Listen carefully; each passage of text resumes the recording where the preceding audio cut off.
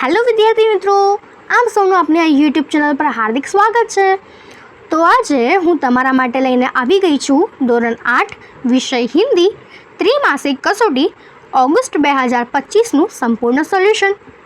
તે પહેલાં તમે જો આપણી ચેનલને લાઇક, શેર અને સબસ્ક્રાઈબ ન કરી હોય તો તે જરૂરથી કરી દેજો। તો ચાલો આપણે હિન્દીની ત્રિમાસિક કસોટીનું સોલ્યુશન શરૂ કરીએ।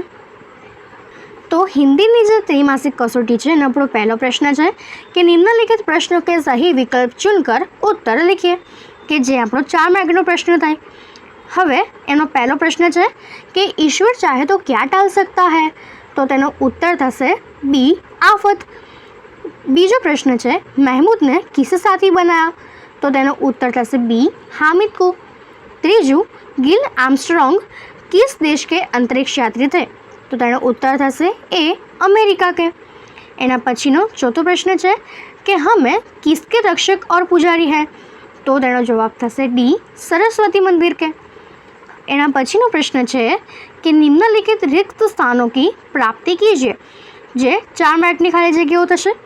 तो एनो 5मी खाली जग्या है कि तू चाहे तो हमें रखे। एना पछी हामिद लोहे की दुकान पर रुक जाता है। सुनीता विलियम्स को विश्व की बेटी कहा जाता है। उठो धरा के अमर सपूतो पुनः नया निर्माण करो। हवे एना पछी निम्नलिखित प्रश्नों के उत्तर एक एक वाक्य में लिखिए कि जे 2 मार्कना प्रश्न होय छे। तो आपणो 9मो प्रश्न है कि दुकानों में कौन कौन से खिलौने मिल रहे थे। उत्तर दुकानों में सिपाही, गुजरिया, राजा, वकील, पिश्ती, तूबिन आदि मिट्टी के खिलौने मिल रहे थे। 10वां प्रश्न अंतरिक्ष परी सुनीता विलियम्स के अलावा हमारे देश के अंतरिक्ष यात्री कौन कौन है, तो तेनो उत्तर थशे कि अंतरिक्ष परी सुनीता विलियम्स के अलावा हमारे देश के अंतरिक्षी है राकेश शर्मा और कल्पना चावला।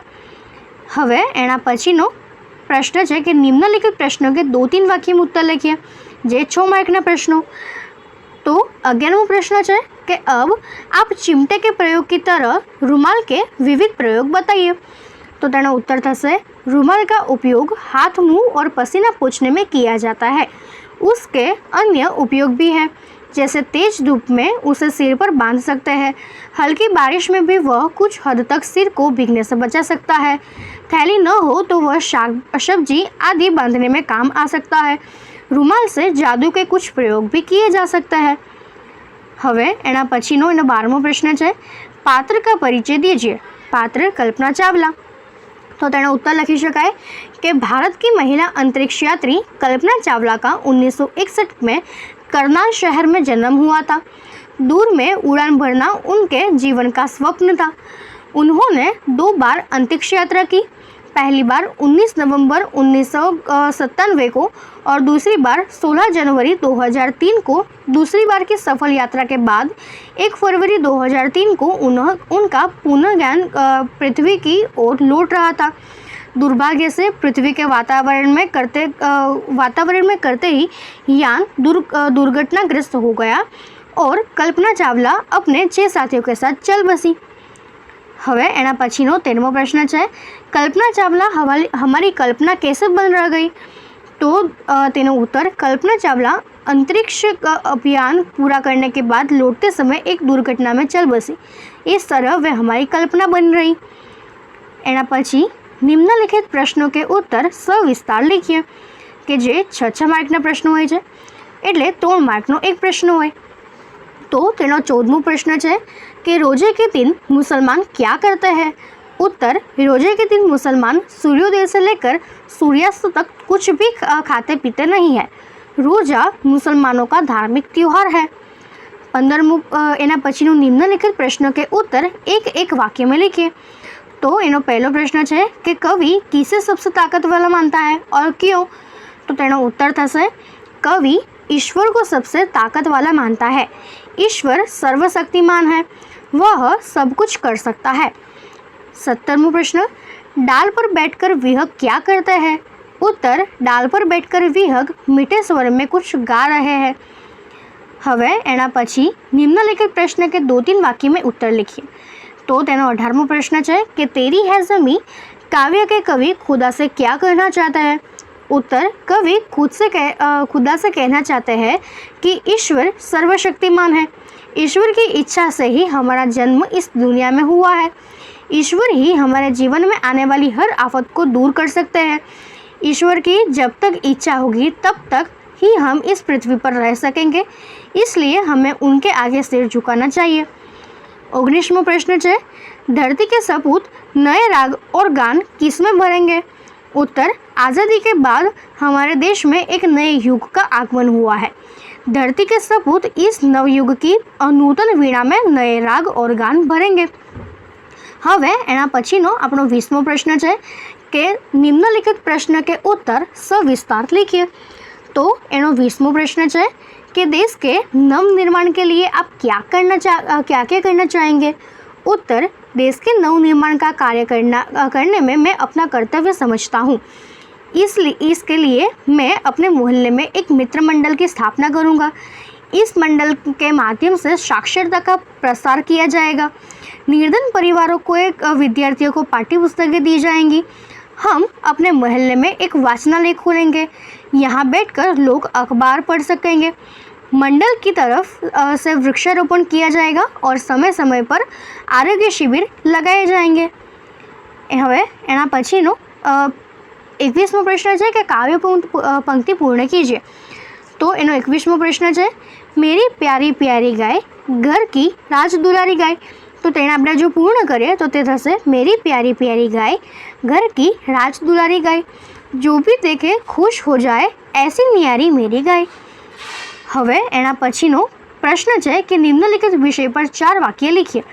तो विषय है आपणो कल्पना चावला। तो આપણે लखी શકીએ कि कल्पना चावला भारत की प्रथम महिला अंतरिक्ष यात्री थी।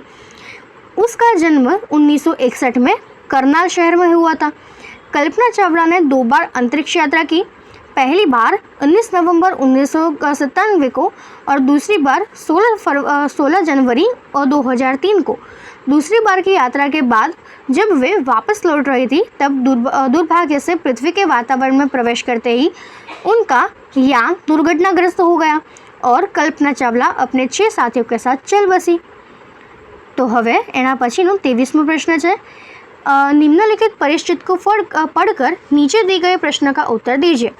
तो तेनो 23मो प्रश्न है, यदि तुम्हें मेले में अपनी दादी के लिए कुछ खरीदना हो तो क्या खरीदोगे और क्यों? तो तेनो उत्तर आप लखी सकीए कि यदि मुझे मेले में अपनी दादी के लिए कुछ खरीदना हो तो मैं चश्मा रखने का एक बॉक्स खरीदूंगा। दादी ने कुछ दिन पहले ही नया चश्मा बनवाया है। चश्मे के साथ बॉक्स मिला था, पर एक दिन बॉक्स दादी के हाथ से गिरकर टूट गया। जब दादी अपना चश्मा सुरक्षित रखने के लिए बहुत चिंतित रहती थी। पिताजी के कई बार बॉक्स लाने के लिए वे कह चुकी थी, पर वे भूल जाते थे या व्यवस्था के कारण नहीं ला पाए रहे थे। इसलिए मेले में यदि अच्छा बॉक्स मिलेगा तो मैं सबसे पहले वही खरीदूंगा। अपनी ज़रूरत की चीज़ पाकर दादी बेहद खुश होगी और मुझे दिल खोलकर आशीर्वाद देगी। हवे एना पछीनो 24मो प्रश्न है, इस कविता में कौन सी बात है जिन्हें तुम अपने जीवन में उतारना चाहोगे? तो ते थशे उठो धरा के अमर सपूतों कविता में निम्नलिखित बातें हैं जिन्हें मैं अपने जीवन में उतारना चाहूँगा।